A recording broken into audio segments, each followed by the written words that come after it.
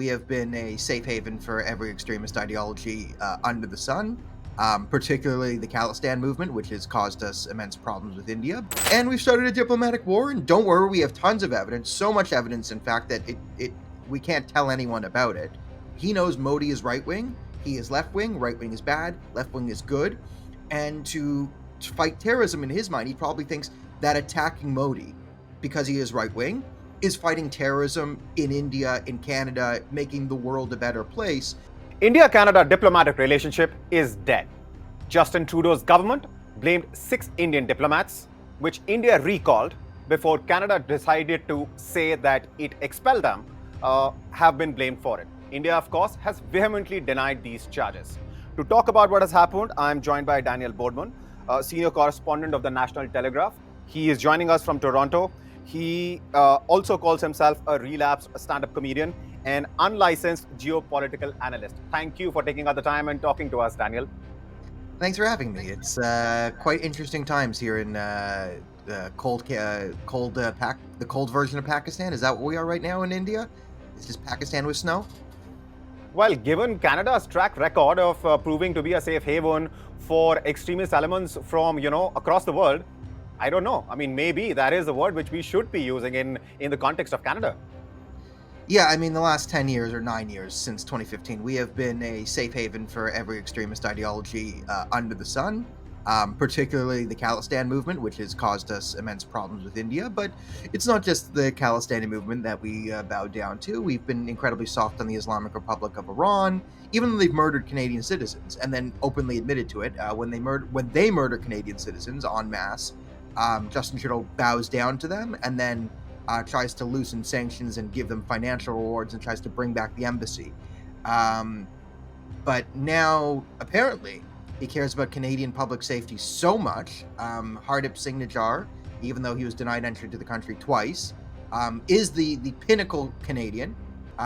Your classic thing, taking kids out to the range, teaching them how to commit terrorist attacks, supporting suicide bombings, the stuff that we all do on a nice family outing together here in the Great White North.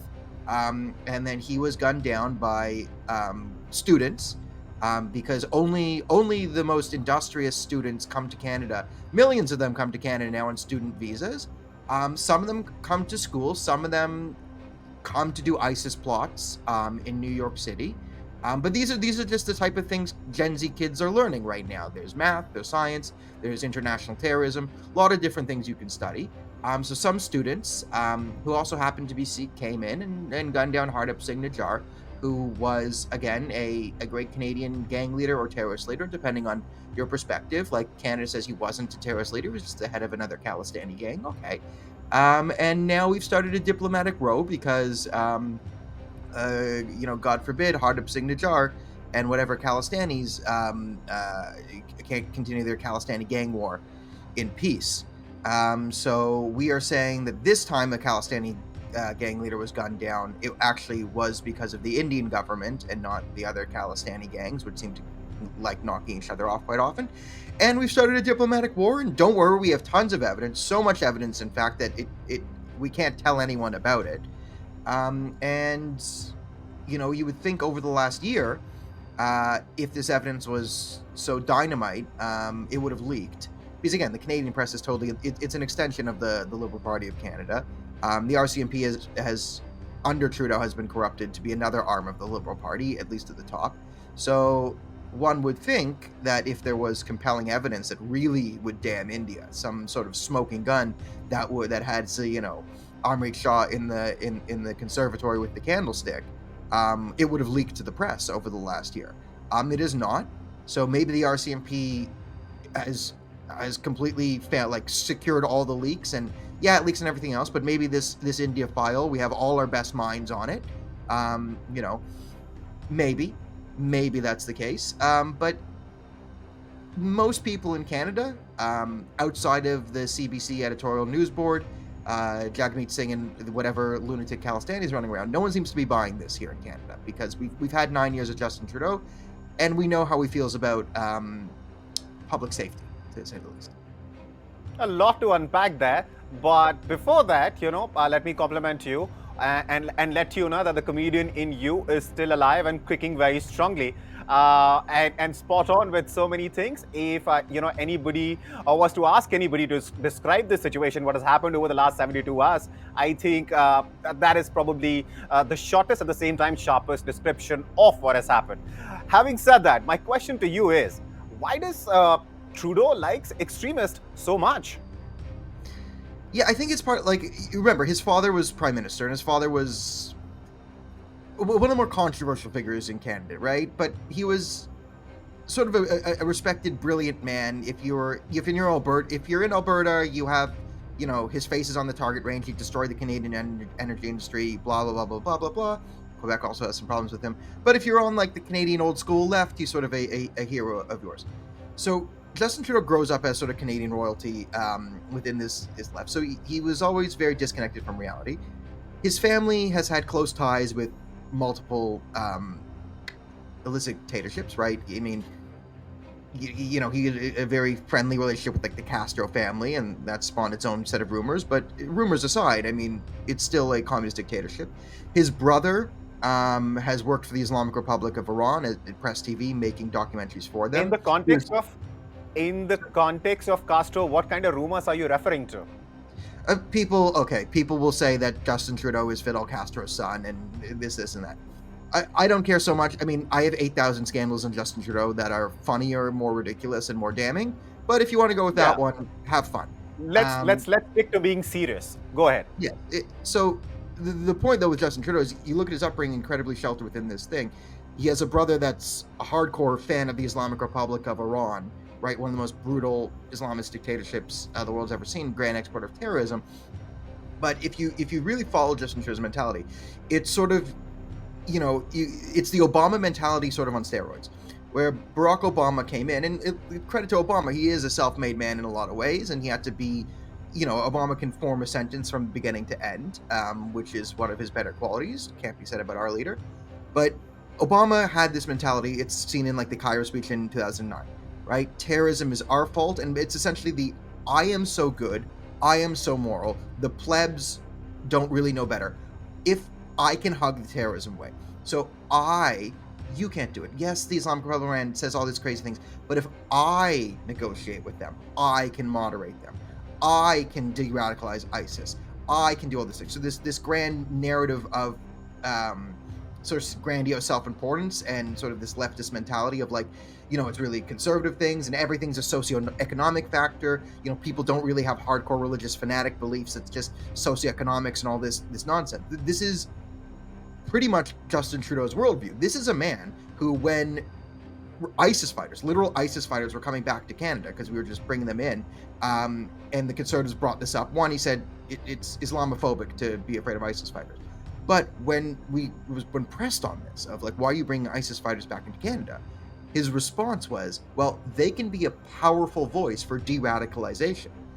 Oh, so our plan to de-radicalize youth in Canada who might be trending towards Islamic extremism is to have them sit down with ISIS. Interesting, right? So this is kind of where his mentality is if I just do the right thing and think the right things and feel the right way, I can de-radicalize all the different types of terrorism. So you expand this out, and you then get like Khalistani lunatics running around. Of course, he would believe that. Again, he has such spurious knowledge. I mean, the Khalistanis are ridiculous. They're trying to blame 1984 on Modi, even though Congress was in charge. But this doesn't work on most people, except Justin Trudeau, who he knows Modi is right-wing, he is left-wing, right-wing is bad, left-wing is good. And to fight terrorism in his mind, he probably thinks that attacking Modi, because he is right-wing, is fighting terrorism in India, in Canada, making the world a better place, because it's really, when Modi, who wasn't in power in 1984, was being really mean, and that caused the issues in the 80s. It was right, like, again, because all roads in Justin Trudeau's head lead back to people who think different political thoughts. That is the major extremism, right? You saw, this is the man who invoked martial law on the truckers. if he actually thinks that, we'll really have to find out who his history teacher is, what kind of books has he been reading. But that said, at this point in time, a theory which is being propagated, and this has been discussed, I've heard you speak about it on other platforms as well, is that at this point in time, Justin Trudeau is a very unpopular man in Canada. You're in Toronto. How unpopular is he? He's also facing, of course, a rebellion from Liberal MPs from within his party, and is said to be on very shaky grounds. And there are no confidence votes that he needs to survive if his government has to continue till October 2025, which is when the elections are. So at this point in time, how unpopular Trudeau is, and perhaps, as some are alleging, that he needed to create an enemy, outside, an enemy against which the country can come together, because at the end of the day, we did see conservative, leaders also, echoing what Trudeau said, in the sense that because Trudeau phrased it as a matter of national security. So in that sense, if you can throw some light on how unpopular he is, and of course, why do you think he might have done what he has done at this point in time? Yeah, so you're right. This does kind of look like a bit of a rally around the flag moment, and the Conservative Party, all parties, when the RCMP comes out and says all these crazy things, you have to side with the security agencies. You can't say, I doubt them, and right, so you just release a statement, this is bad, we're looking into it, investigate more, like we support. Justin Trudeau and the Liberal Party, again, we run a first past the post system, parliamentary system here in Canada. Current polls have them projected at 4th place. So they would be behind. So the Conservatives are projected to win a supermajority. The second place party in Canada right now is actually the Bloc Québécois, which only exists in the province of Quebec, and it's like a French separatist party. They're second place, and they only exist in one province. Third place is the NDP, who's also deeply unpopular now because they threw their lot in with the Liberals, and Jagmeet Singh is. I mean, we can go into NDP internal politics, but again, that's very Canadian history, and you don't need to know labor union stuff to get here. 4th place is the Liberals, okay? And the Liberals dominate Canadian politics, okay? Canada's a left-leaning country. The Liberals are the party of Canada in a lot of ways. They rule sort of for the majority. I mean, Stephen Harper ruled 10 years, but the country does naturally default to the Liberal Party, just as a general rule. They're in 4th place.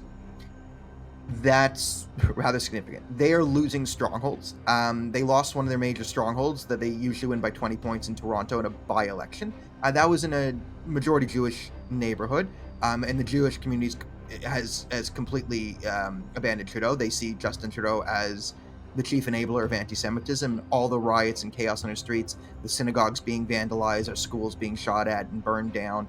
That's all on the Liberal Party. So you saw the Jewish community mobilize against him, get him out there, and you say, okay, maybe that's just, okay, there's only Jews in a few different ridings, and yeah, he threw the Jews under the bus to win the Muslim vote or whatever. Then you go to Montreal. Okay, you think Toronto's liberal? Go to Montreal, and especially the Anglo parts of Montreal are red. Like no one votes for anything other than it's illegal to vote against the Liberal Party if you're an Anglophone in Quebec. It's only the Bloc Québécois. They lost one of their strongholds in Montreal. For the Liberals to lose a Montreal stronghold, it shows. I mean, even Justin Trudeau in his narcissistic little bubble, that they have to know the writings on the wall. So you're saying, you're saying if an election was to be held today, Trudeau will lose. Trudeau would be obliterated. He currently, even if the Liberals and the NDP combine their parties together, they would still lose.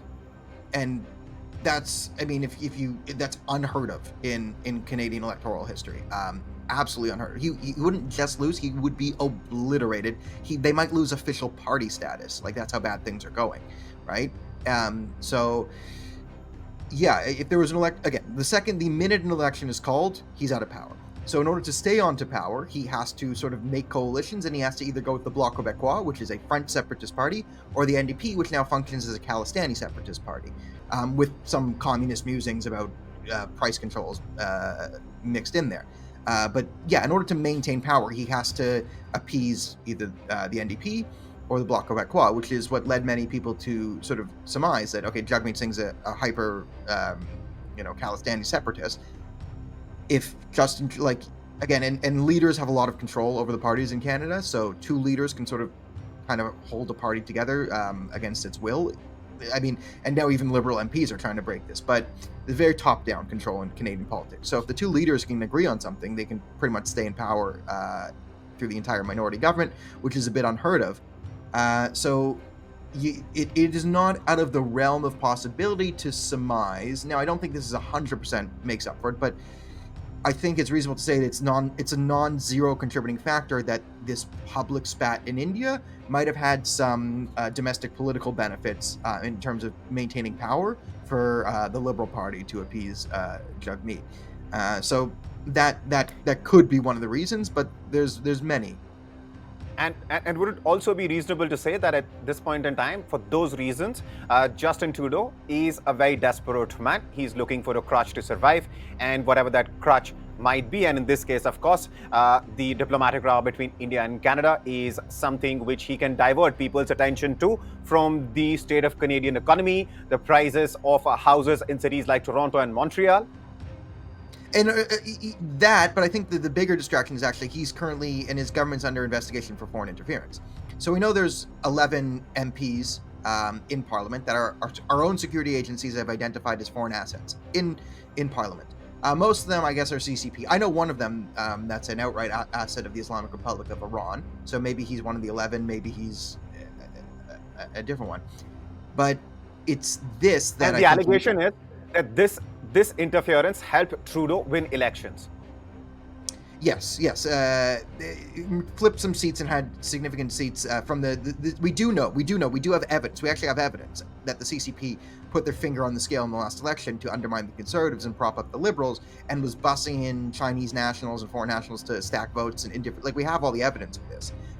It's just the Liberals are ignoring. When you say evidence, sorry, I'm interrupting. When you say evidence, though, it is very different from the kind of evidence which RCMP, or for that matter Trudeau, and of course Melanie Joly presented in case of India. In this case, you're talking about some real evidence. What is that evidence? Well, Ellen, this has been found out by a lot of reporting done by, I believe, Sam Cooper and the Globe and Mail. We have transcripts from different members of the Chinese consulate or embassy, I think it's consulate, on the phone directing that. We have Han Dong on admitting, we have the footage that we have them admitting that they were bussing in foreign nationals to vote, right? It's just, we're trying to say, did he know that they were foreign nationals? Did he not know that they were foreign nationals that he was paying to bus in to vote for him? Again, there's lots of there's CSIS reports and different things, and the Liberals at one point, they were receiving emails. I mean, the initial excuse for the foreign interference was so funny. I mean, this is the absurdity of Canada and the fact that the Canadian media is all bought up at the Liberals. The initial excuse was they were warned by CSIS about all this stuff when it came out, and they had the emails, and their excuse was, we didn't know how to open our email. And they go, oh, okay, you didn't know how to. So the leaders of the Canadian government went on the record and said, we don't know how to open an email. Don't know how to do that. We can't figure it out. Interesting. And then there was a question put back, okay, can we just resend? Can CSIS resend you guys the emails, and then we can do this again? And they said, no, we can't. We can't resend the emails. It wouldn't help, because even if we did resend the emails, there's nothing we could do. Because basically the excuse was, we can't read. We don't know how to open emails, and we don't know how to read. No one in the Liberal government knows how to read. We just looked at maybe, and the CBC starts running. Oh yes, Liberals claim to not, and they ran cover for them, and two different sides of the story. So you have to either believe, either they don't know how to read at all, and no one in the maybe the Liberals are telling the truth. Maybe Chrystia Freeland, Melanie Joly, Justin Trudeau are telling the truth, and no one in the Liberal Party, none of the staffers know how to read. They don't have enough money to come in and hire someone a nanny in Ottawa can come in and read them the emails to them. None of this is possible. Or they're lying and complicit in foreign interference. It's one of the two. And we're in a country now where the media is actually looking at this and going, we don't know. And they're not going to fully describe the Liberals' insane, asinine excuses, but they'll sort of bandy around with talking phrases and say conflicting reports, and the Liberals have put up a defense and don't admit to it. They won't ever explain what the liberals are saying, because it's asinine. And once you say, well, yes, the liberals are claiming that they cannot open their email and therefore they're innocent because they can't open their email or read words. Like, again, this is the absurdity we're dealing with on the Chinese foreign interference scandal. So the excuses haven't gotten better over the previous year as we're in the midst, and there's a lot more liberals coming forward saying, I don't get briefings, I don't read briefings, I don't have written briefings, they're said to me, but it didn't say to me, I can't read, I don't know where I am, I don't know what country I'm in, I don't know who I am, I don't know what I'm the minister of, I don't know what my job is, where's China, where's Canada, where am I, right? So there's been a year of that. It's sort of built up, and now we have a diplomatic row in India where, all of a sudden they know how to read words, they know how to open emails, and they're the chief investigators, and they've got this on all under wraps. And just trust me, we have very solid evidence. Trust me, even though I told you last year that I don't know how to read, but I've read this, and I'm 100% convinced that India is behind it, because the RCMP has sent me evidence, even though I don't know how to read it. I assume it's picture evidence. I'm sure maybe they got a good picture book, like Dr. Seuss came in and illustrated, like, here's all this, like, maybe, because maybe they're not lying. If they're not lying, then maybe the RCMP drew them a nice little picture book. Whatever that evidence is, of Daniel, foreign interference. whatever that evidence is, Daniel, I'm sure it's in some vault because nobody's seen it. Even RCMP, when asked a pointed question, talked about, how they need to keep certain things secret as there is an ongoing investigation and the evidence might come out during the trial. And, what was shocking, however, was, of course, Melanie Joly laughing when asked during a press conference, about the evidence. And she said that is something that you should be checking with RCMP. She considers it such a laughing matter, the relationship between two countries, and the unprecedented decision of course, declaring the High Commissioner of India as a person of interest. So all that has happened. And, one thing which you talked about, I want to go back to that. And that is the role of media, the Canadian media at this point in time. And I was going over some tweets. I'm not familiar with the name, but apparently there's a gentleman who goes by the name Greg Brady, and he claimed in one of his tweets that there is a diktat, or at least a request, if not a diktat, which has gone out to several journalists, hosts and news anchors of podcasts, etc., that they need to talk about this particular story, the story of India being involved in what Canada claims has happened in Canada. Have you heard something like that, being a journalist yourself? Well, I'm independent, so I'm not part of, so Greg Brady, he's a good guy. He's part of 640 News. He's part of one of the institutional broadcasts, right? I'm independent. And all the institutional ones, so if you're on radio or television or newspaper in Canada, the traditional media, it's been subsidized by the Liberal government for billions of dollars now. So it's all state media, the institutional stuff. So this is the hand of the Liberal Party, which was clearly trying to push this. And this is the problem with, state-owned media. I mean, a lot of Canadians want to defund the CBC and are not very happy that all the other broadcasters have been bought up by the Liberal Party. Like, we shouldn't have this. But yeah, this tracks with Justin Trudeau's behavior, which is he feels like he owns the media. He bought it. It should be doing what he wants it to do, and it should be putting out stories that he says they should be putting out. And they want to push this India story into limelight because they want to detract from all other stories. And Justin Trudeau wants to play the "I'm very tough on foreign interference" card, and no one buys it. Right. And before I let you go, one important thing that you talked about, I want to go back to it, that is the rise of anti-Semitism in Canada. What have you seen over the years, and how has Canada changed when it comes to, that particular issue, that particular problem? Oh yeah, it's gotten really bad. So especially since October 7th, right? It was always getting worse under Trudeau because the people he was importing from, and listen, he talked about his plan in 2015 was to prioritize bringing in people from the Middle East who hold deeply anti-Semitic views. But also his communist and neo-Marxist friends are deeply anti-Semitic. So synagogues have been burned. Jewish day schools have been shot at. One was shot at for a second time on Yom Kippur, the holiest day in the Jewish calendar. When Jews do anything, there's a mob of lunatics to meet them. I have been told go back to Europe from someone who clearly just immigrated to Canada is telling me, who has, who 3 of my 4 grandparents were born in the city, to go back to Europe. And it's all permissible. Melanie Joly, the foreign minister we brought up, I'll just say, she was caught by Tom Mulcair, formerly the NDP, who said she's making foreign policy decisions based on the domestic politics of her riding. She says, well, look at the demographics of my riding, meaning I live in a riding where you need the Islamic Muslim vote to win. So this dictates Israel, Canada's Israel policy. Is Melanie Joly needs to get reelected, and there's a bunch of radical Islamists in her riding. So she spits blood libels about Israel and lies about it. Could this have something to do with India too? Radical Islamists don't like India. So could this be more domestic vote bank politics for key liberals to maintain seats? Who knows? Because they're saying they're doing that. And again, because the liberals run and control the media here, this only makes it out onto alternative media platforms. And sometimes Post Media will cover this too. Credit to them.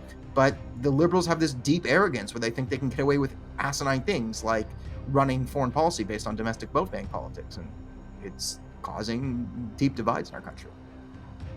Right. And before I let you go, one last question. Do you think Trudeau will be able to survive after he has created, this distraction, which has, of course, now people focusing on this particular issue? Will he be able to survive? Will his government survive? Well, it's a lot of things. Like, I mean, his government can. There's deep divisions in the government. So I'm 50-50 if this government makes it another year here. Will Trudeau survive? Like, no, the Liberal Party's going to get wiped out politically. His personal career, yeah, he's going to do fine. Someone's going to write a book for him. He's going to go run around Europe in the United Nations pretending to be the most important guy in the world, and then he'll get some job at some global UN climate change something for diversity, whatever. And then he'll continue to lecture the world on how great he is and how bad you are.